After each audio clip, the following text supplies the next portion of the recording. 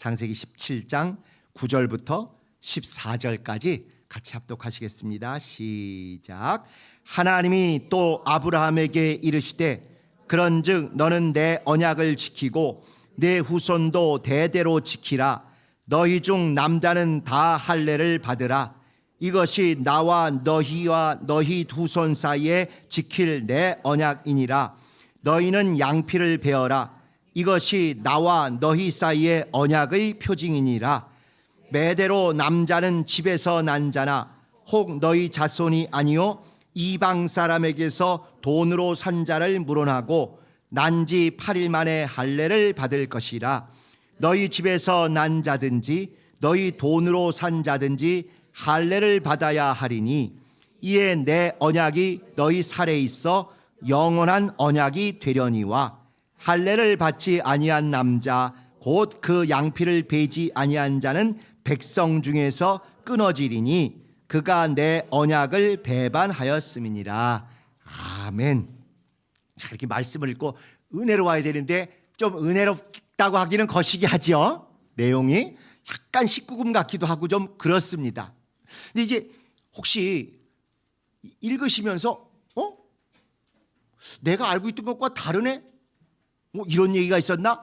사실은 성경을 읽으실 때마다 그런 것들이 좀 계속 이렇게 솟구치고 뜨끔하고 이게 뭔가 자극을 하는 일들이 있어야 그래야 말씀과 여러분이 제대로 교제를 하고 있다 이렇게 말씀드릴 수 있어요.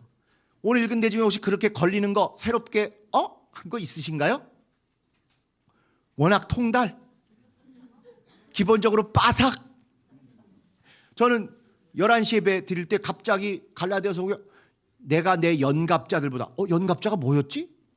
이 성경 구절인데 신약 성경인데 생각이 안 나가지고 열심히 이렇게 또 인터넷을 찾아보니까 저만 몰랐나? 다 그냥 아시는 것처럼 연장자는 아시나요? 연장자, 나이 많으신 분들. 연갑자는 나와 동년배 이런 뜻입니다. 그러니까 사도 바울이 나와 동년배들보다 내가 더 열심히 지나쳐서 유대교에 열심히 했다 그 얘기를 하는 건데 연갑자가 뭔지 저도 덜컹해서 뜨끔해가지고 바로 찾았습니다. 들성부른 나무죠? 부끄러운 얘기죠. 목사가 그걸 몰라가지고 이거 못한가. 그래도 어떻게든지 그렇게 자꾸 말씀이 읽을 때마다 들을 때마다 새롭게 뭐가 걸리적거려야 돼요. 좋은 의미로 꽂히고 뜨끔하고 뭐지? 이런 게 있으셔야 됩니다. 오늘 읽은 구절 중에 사실은 우리가 지금까지 수십 년 성락교에서 여러분이 교육받으신 것과는 전혀 다른 내용이 있어요. 아브라함 집에 이방인들도 다 할례 받으라는 거예요. 우린 구약은 유대인들만 구원, 종의 구원. 신약은 유대인이냐 아니냐가 아니라 이방인들 중에 믿음이 있는 자가 구원. 이렇게 그냥 귀에 못이 배기도록 배웠는데 여긴 보면 구약에 그렇게 유대인만 특별 취급하는 줄 알았던 구절에 두 번이나 반복해서 이방인들도 심지어 돈으로 사온 종들도 여기 함축된 건 외국인들까지 다 포함하는 개념입니다. 외국인들도 와서 할례를 받으라는 거예요. 그리고 외국인이라고 안 받았다가는 다 즉사한다는 거예요. 죽는다는 것입니다. 그래서 이런 것들이 읽을 때마다 새롭게 이런 게 있었나? 이런 체험들이 끊이지 않고 있으셔야 돼요. 자, 오늘 제목 언약 쪼개기, 양피 베내기. 그러나 양피도 쪼개기입니다. 쪼개기. 둘로 이렇게 쪼개는 거예요. 본체와 껍질을. 그래서 같은 얘기를 하는 것입니다. 그래서 오늘은 왜 언약을 쪼개는데 허구 많은 지난 15장에 재물을 이렇게 둘로 쪼개 넣는다. 그건 뭐 이해가 되고 용납이 되잖아요. 근데 왜 하나님 언약을 쪼개는데 그 하나님과의 중요한 영원한 언약을 쪼개는데 입으로 얘기하기도 민망한 그런 걸 하라고 하셨나이까? 왜 중요한 거 예를 들면 맞박에다가 십자가를 그려라. 훨씬 은혜롭지 않나요? 제가 볼 때 그럴 것 같아. 우리 주님이 죽으신 십자가를 가장 너에게 중요하고 가장 잘 보이는 맞박 한가운데다 쫙 그려라. 아마 그렇게 명하셨으면 우리 주저없이 했을 것입니다. 근데 왜 할례를 하라고 하셨을까? 도대체 그게 무슨 의미일까? 주님과 어떤 연관이 있을까? 할례를 안 하는 우리들과는 어떤 연관이 있을까? 그걸 한번 같이 생각을 해보셨으면 좋겠습니다. 자, 일단 개요. 개요는 어렵지 않아요. 여기 나온 얘기들은 첫째, 자손들, 왕들, 영토들이 아브라함 너를 통해서 모두 크게 나오게 될 것이다라는 징표로 아브람을 아브라함, 큰아버지에서 열국의 압이라는 이름으로 이름을 바꿔줬다. 그 얘기가 먼저 있었어요. 두 번째는 이와 같은 언약과 약속을 하나님께서 대대손손 지켜주신다, 꼭 기억하시겠다는 뜻으로 대대손손 언약을 지킨다는 징표로 유대인뿐만 아니라 이방인 모두에게 할례를 명하셨어요. 세 번째는 또 아브라함뿐만 아니라 사례를 사라로 바꾸시는 아들 통해서 왕들도 나오고 나라들도 나오고 그 모든 게 너로부터 나올 것이다. 네가 모두의 근원이 될 것이다 하는 징표로서 이번에는 사라를, 그 이름을 바꾸어 주셨어요. 그리고 네 번째는 하나님이 나타나서 이 얘기를 또 딱 하시니까 아브라함이 피식했어요. 방구소리 아닙니다. 웃음소리예요. 아브라함이 피식 웃었고, 여기는 이스마엘로 만족하니 이스마엘이나 잘 살게 해주세요, 이렇게 얘기했으나 하나님이 아니다, 네 씨로 나올 이삭이 언약의 당사자고 축복의 통로가 될 것이다, 이렇게 얘기를 한 게 네 번째고요. 다섯 번째 덩어리는 결국 아브라함이 뜨끔 놀래가지고 다시 아브라함이 하나님께 명을 받은 대로 자기 집에 속한 모든 남자들, 유대인뿐만 아니라 이방인, 특별히 돈으로 사온 종들까지도 다 할례를 행했다, 이제 그런 이야기입니다. 근데 이제 우리가 알지 않은 1절에 이런 얘기가 있어요. 참 우리에겐 낯설은 얘기인데 17장 1절에 이런 구절이 있습니다. 아브라함의 99세 때에 여호와께서 드디어 아브라함에게 또 나타나셔서 그에게 이르시되 나는 전능한 하나님이라 너는 내 앞에서 행하여 완전하리라. 사실은 이게 성경의 첫 번째로 나온 전능하신 하나님입니다. 우리의 복음성가 중에 엘샤다이 이런 거 들어보셨잖아요. 그게 이제 히브리 말로 전능한 하나님인데, 여러분은 전능한 하나님 그러면 어떤 게 생각나세요? 슈퍼맨이나 모든 그냥 초능력자처럼 못하는 게 하나도 없을 그런 분을 먼저 딱 떠올리잖아요. 우린 그 단어를 들을 때 전능, 모두 다 능한 분이다. 그래서 영어로도 Almighty, all 모든 거다 mighty, 힘이 있는 사람이다, 이렇게 번역을 했는데요. 사실은 성경의 이 전능자라는 이 단어는 모든 걸 다 할 수 있다는 뜻이 아니에요.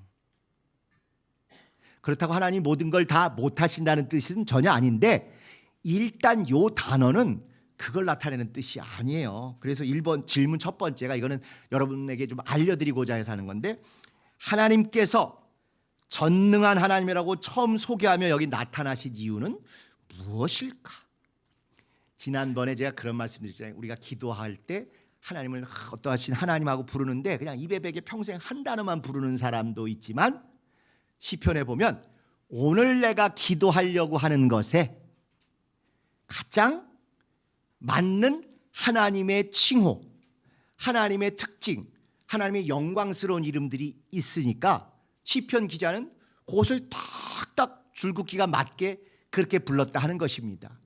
예를 들면 대학 입시가 얼마 남지 않았어요. 수능이 얼마 남지 않았어요. 그러면 은도 내 것이요 금도 내 것인 하나님, 이렇게 부르면 되겠어요, 안 되겠어요?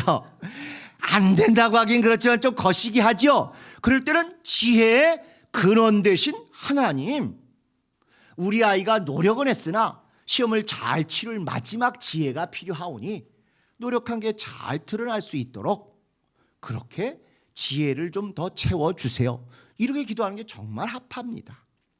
당장 지금 부도나게 생겼는데 신유가 왕성하신 하나님 맞지요? 신유는 언제나 옳지요. 그렇지만 그때는 지난번 예를 들어서 은도 내 것이요 금도 내 것이를 하나님, 지금 하나님의 은금을 좀 저의 회사 쪽으로 보내주세요, 이 고비를 넘어야겠사오니, 이렇게 그분에게 합당한 이름, 합당한 칭호, 합당한 분야를 거론하고 그것에 연결하는 게 이 성경의 원리입니다. 자, 여러분이 잘 아시는 예를 들어볼게요. 모세가 시내산에 올라가서 십계명 받는 동안 밑에서 아론과 백성들이 난리 법석 떤 거 아시죠? 그래가지고 나중에 하나님이 화가 나셔가지고 다 멸절하겠다 그러니까 모세가 백성을 해서 싹싹 빌고 하나님께 도고 기도를 할 때 불같은 하나님이시여 이렇게 하면 될까요 안 될까요? 와, 다 태워버리시겠다. 그때 모세는 뭐라 하냐면 은혜로우시며 노하기를 더디하시며 인자하심이 많으신 하나님, 그 하나님은 자기 명예, 자기 이름에 모든 것을 걸고 계신 분이시니까 그걸 걸고 들어갈 때 하나님도 함부로 아무리 죽을 죄를 졌어도 쓸어버리지 아니하시게 되는 거예요. 그게 하나님의 이름을 우리가 정말 잘 알 뿐만 아니라 잘 부르고 내가 기도할 것, 내가 또 기대할 것에 잘 연결시키는 믿음의 근본이고 핵심입니다. 그러니까 여기 전능하신 하나님을 소개한 이유는 그 다음 얘기에 꼭 필요한 얘기여서 하는 거예요. 그 다음 얘기가 지금 자손 안 태어나가지고 이스마엘로 대충 만족하겠습니다 하는데 아니다. 네 씨, 네 아들 이삭을 통해서 해야 된다고 자손 낳는 얘기가 지금 계속 관심이죠. 창세기 1장부터 하나님은 태를 열고 닫으시는 하나님으로 당신을 계속 사람들에게 공개를 하셨어요. 생육하고 번성해라. 그래서 전문적인 학자들이 다 연구를 해보니까 이 원어부터 시작해가지고 전능하신 하나님의 뜻은 1차 자손을 잉태케 하시고 해산케 하시고 잘 자라게 하시고 젖과 그 다음에 음식으로 잘 양육케 하시는 하나님을 얘기할 때마다 그때 전능하신 하나님, 전능자 엘샤다이라는 말을 꼭 하는 것입니다. 그래서 우리가 모세 때 하나님이 여호와라는 걸 처음 드러내 주시는 그 순간에 우리 스스로 있는 자니라 그 출애굽기 3장에 뭐 있는 거 기억나시죠? 거기 어떻게 표현하고 있냐면요. 한 번 그렇게 한다 6장 3절에 다시 한번 표현하기를 내가 아브라함과 이삭과 야곱에게 전능의 하나님으로는 나타났는데 나의 이름을 여호와라고는 걔네들에게는 알리지 않았다. 이렇게 나와요. 그러면 이들이 전능하신 하나님이라는 걸 만날 때마다 그 다음 구절에 무슨 얘기들이 나오냐, 마치 기도 전에 어떠한 하나님 이거 해주세요 하는 것처럼 전부 애 낳는 얘기가 나오는 거예요. 애 낳는 얘기가. 애 낳고 애가 늘어나고 번창하고 잘 자라는 얘기. 그래서 이 17은 그 뒤에 이제 자손 주겠다는 얘기를 계속 하셨을 뿐만 아니라 28장 3절에도 보면 이렇게 나와요. 전능하신 하나님이 내게 복을 주어 그럼 내가 모든 것 다 할 수 있게 해주시기를 슈퍼맨 같기를 이렇게 안 돼 있고 너로 생육하고 번성케 하사 여러 족속을 이루게 하시기를 원하노라. 창세기 35장에도 그에게 이르시되 나는 전능한 하나님이라 생육하고 번성하라 국민과 많은 국민이 내게서 나고 왕들도 내 허리에서 나오리라. 창세기 또 48장 3절 49장 24절 제일 유명한 또 전능자 얘기 나오는 거 축복할 때 얘기 나오는 거 보면 요셉의 활이 도리어 견강하며 그의 팔이 힘이 있으니 야곱의 전능자의 손을 힘입었음이라 그로부터 이스라엘의 반석인 목자가 나온다. 그러니까 전능자 나오면 이렇게 슈퍼맨 같은 사람이 나온다. 이제 이 구절 때문에 사람들이 여기만 보는데 그 앞뒤는 전부 애 많이 낳는 얘기예요. 그래서 25절에 보면 그 전능자가 너를 도우실 것인데 내 아비 하나님께로 말미암나니 그가 너를 도우실 것이요 전능자로 말미암나니 전능자로 말미암아서 무슨 일이 있을 거 아니 그가 내게 복을 주실 것이다. 근데 창세기 1장부터 생육하고 번성하는 복을 주실 것이다. 그래서 하늘의 복과 아래로 원천의 복과 젖 먹이는 복과 태복이라. 이게 창세기 내내 하나님을 전능하신 분, 전능자라고 얘기할 때 핵심 중에 핵심이에요. 태를 여셔서 생명의 후손을 주시고 그가 잘 자라서 해산하게 하시고 그가 잘 태어난 다음에도 젖을 잘 먹이고 밥을 잘 먹여서 잘 자라게 하고 거기로부터 더 많은 후손이 나와서 생육하고 번성에 가득 채우고 민족과 나라와 왕들이 나오게 해주겠다. 이게 전능하신 하나님이 일단 제일 바라시는 거예요. 그런 것도 하실 수 있어요. 어떤 것도 못하는, 아무도 할 수 없는 그런 것도 하실 수 있다 보니 다른 물질의 문제, 건강의 문제, 관계의 문제, 모든 것도 다 잘하신다는 면에서 오늘날 신학적으로 우리가 이제 정리된 모범 답안을 이렇게 딱 받게 된 거예요. 원래 비타민 캡슐로 이렇게 싹 먹으면 그 안에 별게 다 있다며요. 근데 옛날에는 다 야채에서 직접 먹고 쌀에서 먹고 다 이랬던 거 아닙니까? 그래서 전능하신 하나님의 원래 원재료는 그렇게 생명을 잉태하고 낳는 거였는데, 그 다음에 구약부터 시작해서 신약까지 다 하나님이 역사하신 걸 이제 뭉뚱그려서 그 단어를 전능하신 하나님이라는 단어로 썼고, 그러다 보니까 모든 것을 다 이루시는 하나님으로 이렇게 된 것입니다. 그래서 일단 여기 전능하신 하나님이 창세기 많이 내오는 건 여주인공들이 전부 애를 못 낳는 이야기로 이루어져 있잖아요. 그럴 때마다 창세기 때 천지 만물을 없는 데서 탄생하게 하신 분이 이제 너희 태 속에서도 새 생명이 탄생하게 하겠고 그 중에 모든 것을 기업으로 받을 후사가 나오게 하겠다. 이 일을 진행하신 하나님의 이름이 뭐냐? 전능하신 하나님이다. 이렇게 이야기하는 것입니다. 자, 두 번째,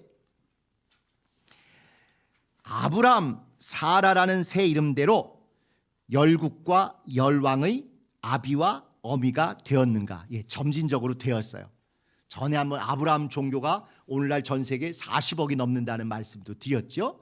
또 이제 36장에 가면 약속 바깥에 있는 심지어 에돔 같은 사람을 통해서도 수많은 민족들과 나라들, 요즘 아시안게임 축구하자 오는 잘 뛰는 그 아랍 사람들 있지 않습니까? 다 그쪽 계보들이에요. 이스마일이나 에서나 이런 쪽 후손들이에요. 진짜 기골 체격 좋고 잘생기고 잘 뛰어요. 그에 비해서 유대인들은 외모로 좀 많이 떨어집니다. 왜소하고 떨어져요. 이렇게 수천 년이 지난 지금 실제로 거기로부터 퍼져나간 신앙이건 육체적인 관계가 이게 많이 있어서 점진적으로 되고 있습니다. 자, 3번.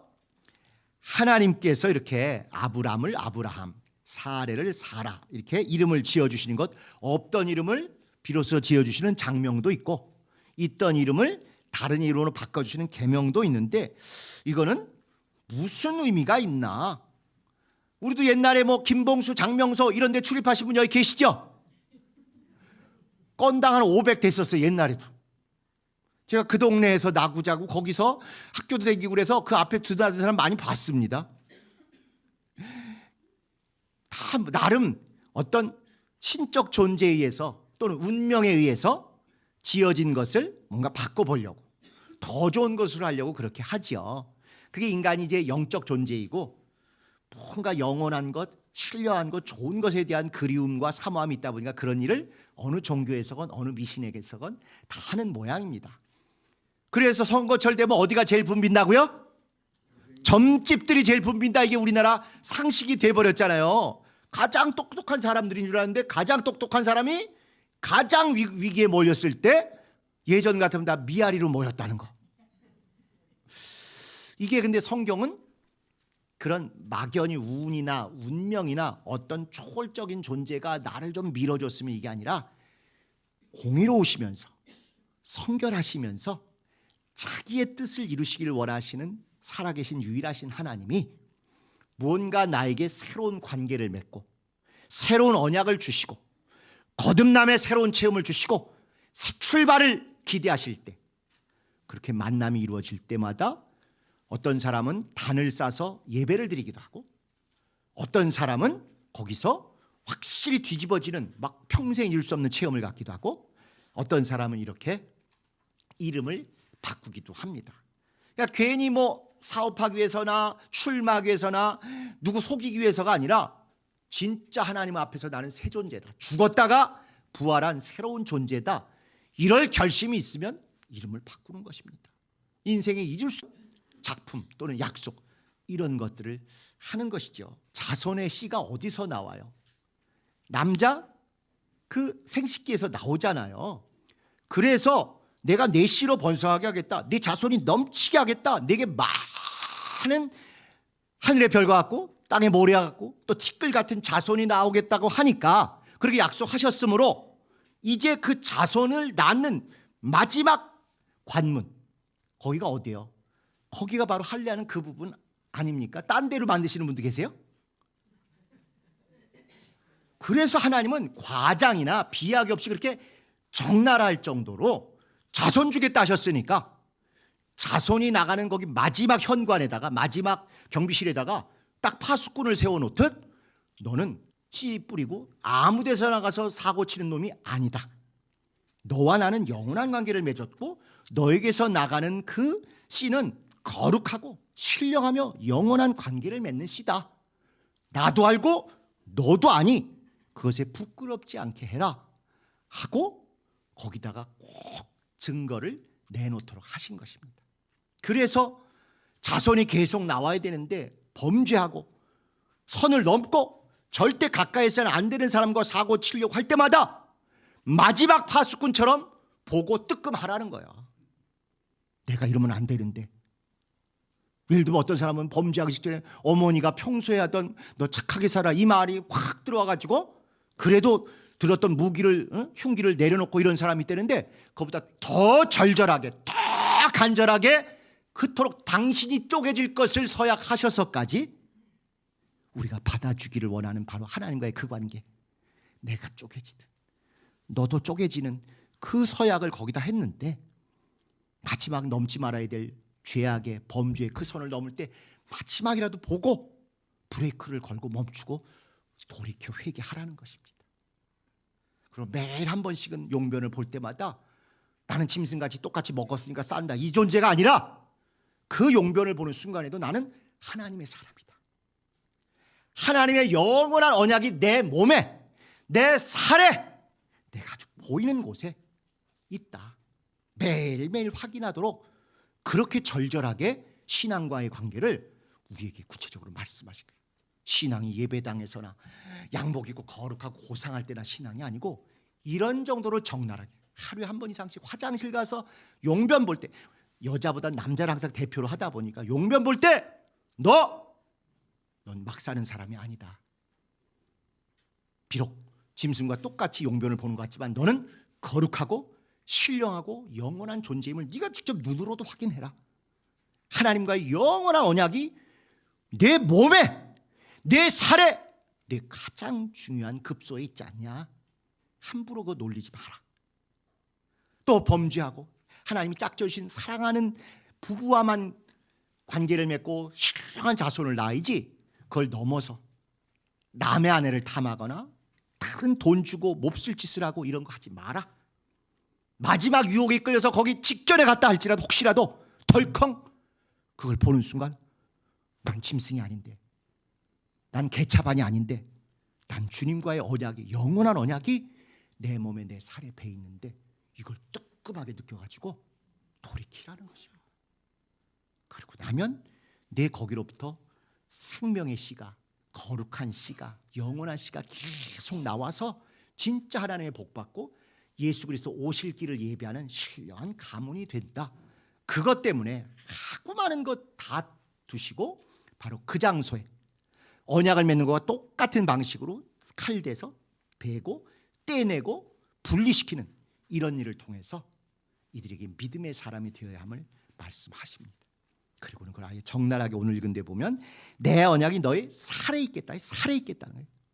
머릿속이 아닙니다. 마음속이 아니야. 아예 살에 있겠다는 거예요. 인두로 지져서 낙인을 찍어 놓듯이 그렇게 놓으신 거예요. 근데 죽음의 낙인 살이 타서 그냥 저주스럽고 민망한 낙인이 아니라 생명이 시작되는 바로 그곳에 생명의 흔적, 생명의 자국, 살에 새긴 그 언약이 있게 하겠다는 것입니다. 그래서 이걸 이어받아서 가지고 이사야서에는 이런 표현이 있어요. 포로로 갔던 사람들이 이렇게 돌아올 때 내가 그들을 내 손에다 새기겠다.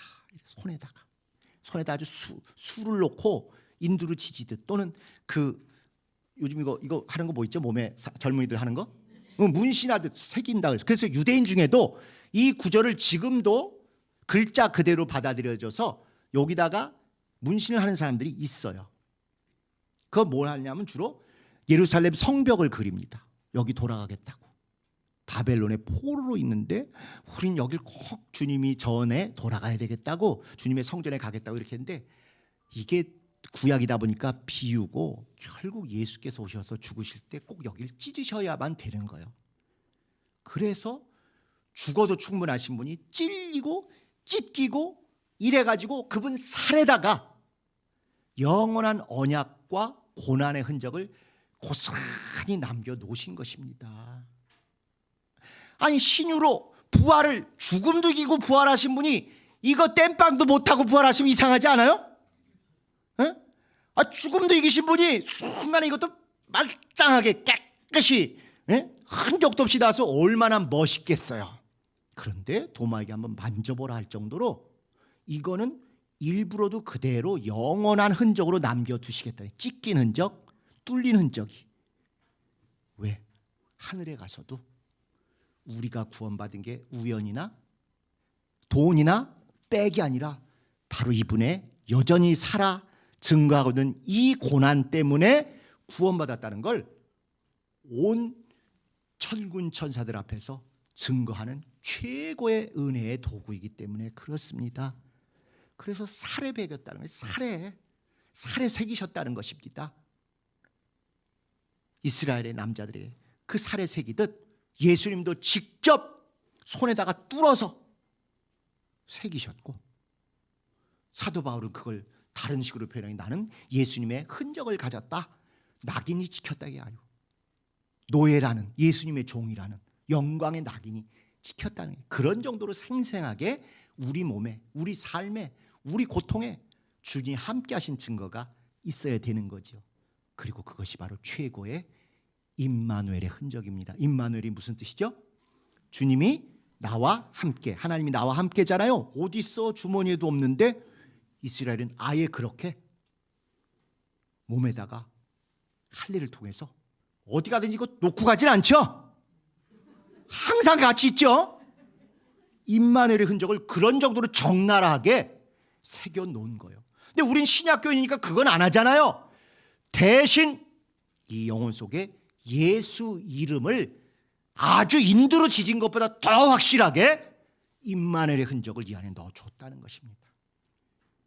그걸 구약교인들 전체가 보이게는 대제사장의 이 가슴판에 12지파의 보석이 있었다는 거 얘기 들으신 적이 있을 거예요. 거기에 이름을 다 새겨 넣어요.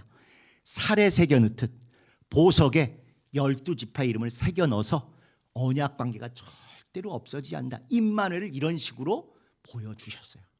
그래 우리가 성령 받아서 예수 이름이 성령과 함께 우리 안에 완전히 들어와 계신 이게 할례보다 더 완벽한 내 살에 새기는 하나님과의 영원한 관계입니다. 이 수도 없이 이런 예가 성경에 많아요. 근데 우리는 너무 그런 것들을 좀 소홀히 한 면들이 있는 거죠. 자, 또 다음 넘어가실까요? 5번 질문의 5번. 아브라함 집의 할례는 유대인만 받았나 이방인도 받았나? 아까 말씀드린 대로 이미 이때 유대인만 구원받는 게 아니라 이방인 구원받을 게 이렇게 예고되어 있었고 실제로 경험한 사람도 있었어요. 가나안 땅에서 제일 먼저 구원받은 사람 누구냐? 수수께끼 내면 기생 라합입니다. 그렇죠? 그 잘난 유대인이 아니고 가나안의 잡족인데, 그것도 또 잘난 남자가 아니라 열등하다고 보는 여자였고, 그것도 무슨 정실부인, 고상하고 신실하고 이런 게 아니라 거기는 기생이라고 돼 있지만 원어는 창렬한 단어예요. 조나 하는 히브리 단어인데 창렬한 거예요. 업소 차린 사장님이세요. 실제로 그런 사람이 가나안에서 제일 먼저 구원을 받았어요. 심지어 정탐꾼들도 그 여인에게 목숨이 오락가락했는데 그 여인이 살려준 덕분에 살았잖아요. 그리고 그 집안에서는 그 여인 친하게 지냈겠어요? 멀리 했겠어요? 나 몰라. 그런 여자는 우리 집에 없어. 이렇게 했을 여자가 결국 그 일가 친척의 구원을 누가 좌우했어요? 기생 라합이. 네가 구원하고 싶은 친인척들을 네 집에 들여놓으면 그 사람은 멸절당하지 않고 살지만 네가 포기하고 네가 외면하고 네가 초청 안 하면 다 죽었잖아요. 그겁니다. 우리가 16장 하갈 얘기할 때 하나님에게 하나님 어떠함이시다 이름을 제일 먼저 붙여준 사람이 누구라고요? 하갈이요. 이스라엘 사람도 아니고 이방인이고 남자도 아니고 여자고 그것도 또 자유자도 아니고 종이었던 하갈이 제일 먼저 감찰하시는 하나님, 부엘라헤로이, 감찰하시는 하나님의 우물. 이게 성경이에요. 이게 잘나고 대단하고 이런 사람이 주가 아닌 거예요. 성경이 하나님의 은혜를 체험하는 것. 목사는 신앙이 좋고 집사님들은 신앙이 나쁘고가 아닌 거예요. 근데 왜 우리는 그런 버젓하게 쓰여있는 성경이 있음에도 불구하고 이걸 다 그냥 던져버리고 세뇌되듯 너무 그런 시절에 오래 그냥 빠져 있었던 게 아닌가 하는 그런 회한이 있는 거죠. 심지어 우린 한국 사회는 과부그룹 마치 그분이 뭔가 잘못해서 신랑 잡아먹은 같은 이상한 것으로 학대하고 여인 잔혹사가 수백 년이 이어져 오지 않습니까? 아니지요. 남은 사람의 고통이 얼마나 큽니까? 그분들을 성경은 존중하라 그러고 귀히 여기라 그러고 정말 그분들의 기도로 교회가 유지되고 운영되고 이렇게까지 하고 있는데도 여전히 그런 것을 마치 믿음이 덜 좋거나 복을 덜 받았거나 이런 식의 성경과 전혀 다른 조선시대적인 이조시대적인 가부장적인 유교적인 운명적이고 숙명적인 이런 사고방식이 절대 우리 교회에서는 앞으로 판을 쳐서는 안 됩니다. 자, 6번. 아브라함이 엎드려 웃은 것은 신앙적인 모습인가 아닌가? 이렇게 대답하기도 그렇고 좋게 대답하기도 그렇고 조금 이게 함정이라는 게 느껴지시죠?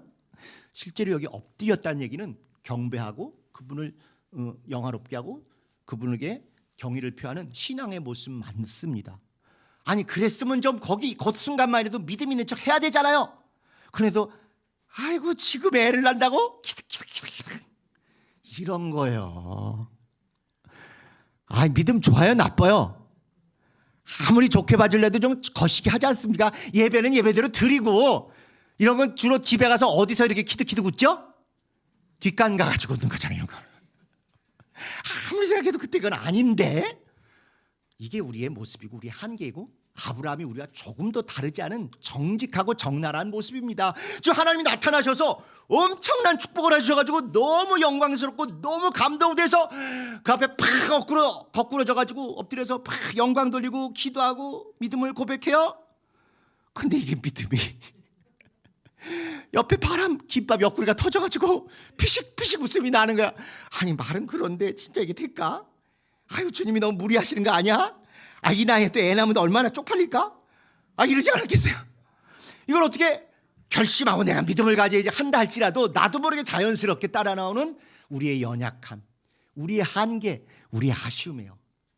근데 하나님은 그걸 정죄하거나 이러지는 않으세요. 그런 줄 안다는 거예요. 네 한계, 네 연약함이 그 수준인 걸 아신다는 것입니다. 그리고는 그래도 하기로 하신 그 일을 이루어 가신다는 거예요. 그러니까 하나님의 언약과 하나님의 성취는 아브라함의 믿음이나 아브라함의 위대함에 달려있는 게 아니라 하나님 자신의 위대하심, 하나님 자신의 신실하심, 스스로 언약하신 것에 달려있는 겁니다. 다만 내가 조금 더 믿음을 잘 드러내냐 덜 드러내냐에 따라서 시간이 좀 지체될 수도 있고 쉽게 되느냐 어렵게 되느냐도 있고 화목하게 되냐 좀 싸우면서 갈등이 있으면서 눈꼴신 걸 서로 보면서 가냐 이 차이는 있을 수 있어요. 무조건 하나님이 다 알아서 하시고 우리를 엉망으로 대충 해도 다 된다. 이건 믿음 아닙니다. 분명히 하나님은 당신이 당신의 이름을 위하고 영광과 명예를 위해서 자기를 하셔요. 당신이 스스로 당신의 그 신실하심을 놓고 맹세하셨어요. 그런데 그래도 이걸 도구로 쓰임받고자 하는 믿음의 사람이 있어서 그를 통해서 하시는 것이지 이 사람이 잘났거나 해서 완전하기 때문에 하나님의 일이 되고 이 사람이 불완전하면 안 되고 이건 아니라는 것입니다. 다만 이 사람의 여러 이렇게 한계나 약점이나 부족함은 적나라하게 드러낼 때 꾸짖거나 버리시진 않죠. 다만 그런 것들 때문에 이왕이면 조금 더 쉽게 말끔하게 은혜롭게 될 수 있는데도 불구하고 지연되기도 하고 갈등이 있기도 하고 조금 아쉬움이 있는 그런 과정을 겪기도 한다. 이걸 우리가 잘 구분하셔야 됩니다. 장로교회 너무 이제 극단적인 예정론을 신봉하는 사람들, 무조건 다 돼, 주님의 일은 다 되게 돼 있어. 세상에 믿음 제일 좋은 것처럼 해요. 그럼 장로교는 한 교회도 부도나면 안 되는데 많이 납니다.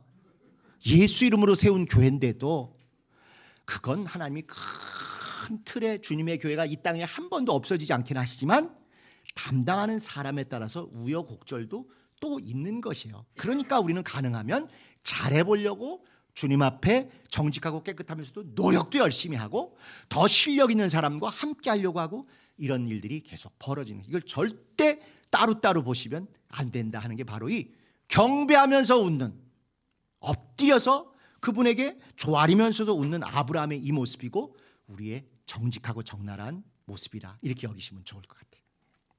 자, 7번. 그래서 15장에서 맺은 언약 제물과 17장에서 맺은 언약 할례는 같은 것인가? 아까 말씀드린 같은 것인데 제물이 쪼개지는 것은 하나님 쪽에서 당신에 대해서 맹세하신 것이고 당신이 이렇게 쪼개진다는 걸 보여주신 것이고 결국은 우리의 부족함 때문에 예수님이 쪼개지시는 여러 모습을 보여주신 것이고 17장의 할례는 인간 쪽에서 우리도 이렇게 요만큼이지만 쪼개지겠습니다 하고 믿음을 보인 것이고 하나님이 우리와 함께하는 임마누엘의 흔적이 있습니다. 언약의 사람입니다. 그리고 나는 진짜 여기로부터 깨끗한 씨가 계속 나와서 거룩한 자녀들 은혜로운 믿음의 가정 꾸리겠습니다. 그리고 절대 선을 넘지 않는 경계로 표지판으로 보겠습니다. 이런 것이어서 잘 지키면 쪼개지는 것도 중요하지만 생명의 일이 계속될 것이다 하는 그런 두 번에 걸친 증서고 표징이고 약속이라 하는 것입니다. 자, 요약 가시죠. 제물이 쪼개지는 언약이 양피가 쪼개지는 언약으로 한 번 더 확증되었다. 율법이 있기 전 아브라함 때에 이미 언약과 은혜, 믿음과 순종이 있었다. 일방적으로 언약을 맺으셨고 이걸 은혜로 우리에게 주신 거예요. 그럼 우리는 내가 순종을 잘했으니까 주님의 일이 잘 되니라 그걸 믿었어요. 믿으니까 당연히 어떤 일을 해야 되겠다 하라 하시면 자연스럽게 하게 되는 거죠. 믿음이 먼저지 순종이 먼저가 사실은 아니에요. 믿어졌어요. 그래서 순종이 되는 거예요. 그러니까 이걸 내가 순종 잘했기 때문에 행동을 잘했기 때문에 이러면 이게 약간 좀 감점이 되는 것입니다. 믿어졌어요. 하나님이 그렇게 하실 걸 믿었어요. 그랬기 때문에 나는 후회 없이 의심 없이 그 일을 즐거이 순종하게 된 것이죠. 3번. 율법이 있기 전 아브라함 때에 이미 유대인과 이방인 모두에게 믿음이 있었다. 할례를 유대인만 받은 게 아니라 이방인, 심지어 돈으로 사온 종들까지도 받았다. 이런 것을 보고 이미 구약은 유대인만 사랑하시는 편협한 하나님이 아니라 이미 그때도 보편성 또 국제성, 나라와 민족을 초월해서 그리고 핵심은 혈통이 아니라 신앙임을 이미 말씀하고 계셨어요. 그걸 잘 모르고 도식화해서 구약은 무조건 유대인, 신약은 이방인, 이건 그냥 쉽게 설명할 때 얘기고요. 있는 구절들을 잘 보면 구약도 이미 이방인 구원이 심심치 않게 많았고 또 거기서 많은 예외적으로 이거 버림받아야 마땅하지 않은가 싶은 사람들이 더 큰 은혜를 받은 얘기들이 나오고 심지어 할례도 받고 출애굽할 때 중단 잡족들도 그러니까 다른 민족들 같이 나와도 하나님이 저것들 때문에 거름이 더뎌지니까 다 없애버리고 순종들만 와 이러지 않으셨다는 것입니다. 우리 교회가 오늘날 이렇게 큰 고통을 겪은 중에 하나가 바로 베레아 순종주의를 신봉했기 때문에요. 그러니까 우리끼리는 다 옳은 것 같았는데 다른 사람들이 볼 때는 말도 안 되는 짓을 하는 게 우리는 안 보였던 것이죠. 소위 순혈주의, 순종주의는요, 하나님이 우주 만물의 모든 생물을 진행해 가실 때 겉보기는 순종주의 같지만요, 하나님이 정하신 법칙은 잡종강세의 법칙입니다. 반드시 섞여야 더 강해지게 그렇게 말씀하셨어요. 율법의 교육 때문에 일부러 각각 종류대로 넘어서 가지 말라 이렇게 하셨어요. 그래서 박쥐처럼 샌지, 쥐인지 이렇게 곤란한 건 부정한 짐승이라고 하셨고, 물고기인지 짐승인지 아리까리한 것들도 구분하게 이렇게 훈련을 하셨지만, 그건 그런 법칙만 있는 게 아니라 실제로 만물들은요, 잡종이 되면 더 강해지고 순종으로만, 거룩하고 신령하고 순종만 가면 다 병들어요. 그래서 생물학의 기본 원칙 중에 하나가, 하나님이 창조하신 모든 생물의 기본 원칙 중에 하나가 잡종, 강세, 순종, 단명입니다. 여러분, 조선시대의 왕들이 되게 일찍 죽었다는 얘기 다 들어보셨죠? 순혈루, 완전히 순종 중에 순종으로만 했더니 유전병이 마구 더 커지고 비명행사, 요절했다, 많이 보셨을 거예요. 우리나라만 그런 게 아니라 유럽에 가장 유명한 왕가가 있는데 합스부르크 왕가라는 게 있어요. 마리 앙뚜아네트 아시죠? 우리는 체리 앙뚜아네트가 뭔가 하는 사람, 여자가 하나 있긴 한데, 어쨌건 그 마리 앙뚜아네트 엄마가 마리아 테레지아라고 그 합스부르크 왕가의 왕녀예요. 이 합스부르크 왕가는 독일, 프랑스 뭐 여러 군데 다 혼맥을 맺고 이렇게 해서, 왜 그랬냐? 원래 자기네끼리만 이렇게 순혈을 쫙 유지했더니 유전병이 돼가지고요, 합스부르크 왕가 사람들의 초상을 보면 전부 턱이 이렇게 돼 있어요. 우리 주걱턱, 네모턱 마냥 딱 보면 알 정도로. 그래서 이게 이러면 안 되겠다 해가지고 퍼뜨리려고 노력하는데도 그게 그렇게 고쳐지지가 않는다는 것입니다. 근데 이게 신체 유전의 문제만이 아니라 실제로 신앙이 됐건 학문이 됐건 모든 것들의 가장 망하는 첩경이 뭐냐? 우리끼리만 논다, 순혈주의만 고집하면 그 조직, 그 공동체는 망하는 거예요. 참 이런 말씀드리기 송구스럽긴 하면, 대한민국이 더 잘 될 수 있었는데 이 정도밖에 못된 최고의 원흉 중에 하나가 서울대로 대표되는 서울대 순혈주의 같은 거예요. 어쨌거나 우리는 모든 학생들 일렬로 쫙 세워서 위에 제일 점수 좋은 사람들 다 가져갔잖아요. 그래서 거기서 다 키운 다음에 자기네들이 혼자 다 독식을 해요. 퍼지질 않으니까 자기네끼리만 놀고 그들만의 리가 되니까 서로 가치가 다르고 관점이 다르고 얼마든지 새로운 발상인데도 이게 침투가 안 되는 거예요. 그나마 지금 시대가 달라져서 그런 학벌이니 뭐니 상관없이 계시면요, 세계를 움직이는 하버드, 예일에서는 어떻게 하냐면요, 거기서 우수한 성적으로 박사가 되면 자기네가 품지 않고요, 다른 학교로 내보내요. 서울대에서 박사 되는 제일 큰 비결은 뭐냐? 라면 잘 끓이는 거예요. 조교로 있으면서 지도 교수님한테 이거 잘하고 이거 잘하고 라면 잘 끓여서 이렇게 받쳐드리고, 이게 제일 출세의 비결이에요. 안 그런 과도 당연히 있겠지만 저 다닐 때 제가 아는 과들은 대충 다 그래요. 그러니까 그 울타리에서 자기들끼리 밀고 끌고 자기들끼리 하는데, 하버드, 예일은요, 될성 부른 나무들 박사학위 받으면 일부러 다른 학교로 다 보내요. 거기서 자기 홈그라운드가 아니고 어웨이 경기에서 그 다른 학교에서 제대로 인정받고 정말 좋은 교수, 좋은 학자로 명성이 나면 3년에서 한 5년 지나서 그게 나면 그때 불러들여요. 검증이 됐다 이거예요. 우리끼리만 순혈로 있어서 단점을 모르고 유전적인 결합이 뭔지를 모르고 있었을 때는 안 밝혀대는 게, 거기 가서 갈아지고 더 모난 거 없어지고 이러면서 더 강하고 좋아지고 진가가 드러나서 확인이 되면 그때 불러들이니까 그렇게 계속 앞서가는 거예요. 심지어 가장 첨단의 새로운 것들을 하는 사람이 저기 어디 있다 그러면 학벌 크게 안 보고 그 사람의 연구 업적을 보고 팍 뽑아들이더라고요. 그게 순혈 단종대 잡종 강세라는 하나님이 생물학을 통해서 우주 안에 심어놓으신 법칙 중에 하나예요. 우리는 목회자가 됐건 뭐가 됐건 그냥 여기서 그대로 그거 주문 외우듯, 그거 그냥 교리문답하듯 그거 한 사람만 교역자가 되어야 된다 이렇게 생각을 해요. 주님이 우리 한국에서 크게 쓰시는 분들 중에 우리가 부러워하는 5대, 4대, 3대도 있지만 거의 대부분이 누구예요? 대학교 때 거듭나서 은혜 받은 사람들이에요. 하나님이 능력이 모자라셔서 믿음 좋은 집안에 이런 사람들은만 계속 못 쓰시고 뒤늦게 다 돼서 타락한 20살 넘은 사람들만 한 게 아닙니다. 세상도 알고 은혜도 알고 교회 바깥이 얼마나 처절할 정도로 경쟁력 있게 죽기 살기로 돌아간지를 체험한 사람들이 교회에 들어와서 능력도 하기, 노력도 하기, 은혜를 입고 더 잘 되도록 하는 거, 그게 필요한 거예요.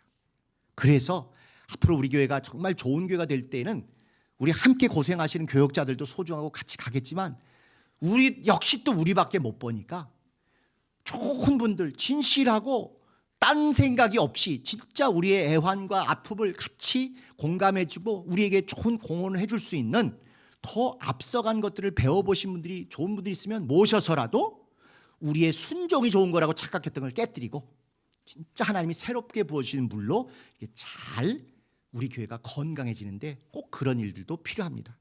저도 사실 여기 밖에는 교회를 모르잖아요. 그리고 여기 계속 있었고 누구보다 열심히 했죠. 저쪽에서 뭐 어쩌고저쩌고 했는데 베리아 제일 잘 알고 제일 잘 가르친 사람 중에 하나가 저입니다. 베리아 강의만 외워서 학원 강사 하시는 다른 분이 잘할 수 있지만 어디가 베리아고 맞고 어디가 베리아고 틀고는 저만큼 많이 고민하는 사람이 없어요. 그거 하라고 또 사례도 주셨으니까 또 그 기관도 맞게 해주셨고, 그래도 미국 가서 더 신실하고 더 진실한 사람들, 더 공부 열심히 하는 사람들 만나보니까 드디어 우리 모습이 어디쯤에 몇 번지 몇 호 어느 구석에 있는지가 보였던 것이죠.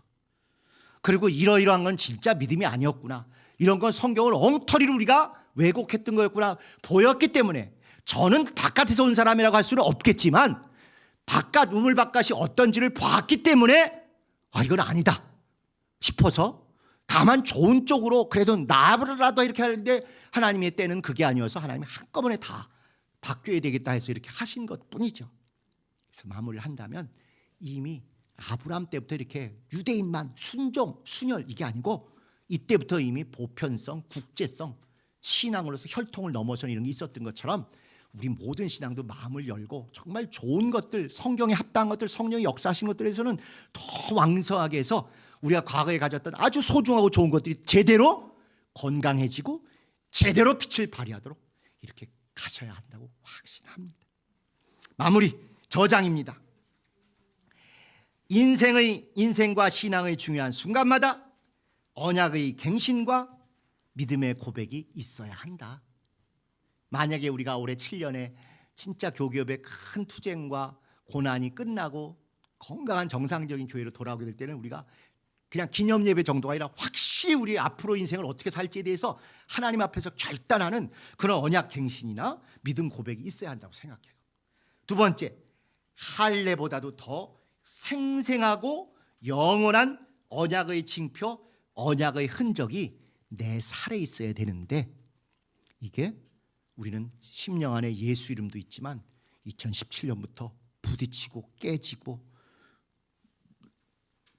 경찰서에 불려가고 이런 것들을 통해서도 평생 지울 수 없는 트라우마, 또 지예배당에서조차도 예배를 방해받은 거 그것든지 지키고 예배 드리려고 연약한 집사님들 보호하려고 했던 모든 것들, 또 봉변당하는 목회자들에게 흔히 힘이 돼주려고 옆에 서주시고 했던 모든 것들이, 이건 정말 잠자면서도 잊어버리지 않고 문득 나쁜 의미의 트라우마가 아니라 좋은 의미의 우리 각성제로 살에 새긴 건 못지않게 우리에게 남아있을 거라고 확신을 합니다.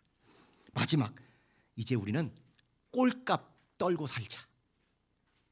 우리는 꼴값이란 말을 부정적으로만 썼잖아요. 지금까지 꼴값하고 있네, 꼴값 떨고 있네. 우리 꼴이 뭐 어때서, 내 나이가 어때서.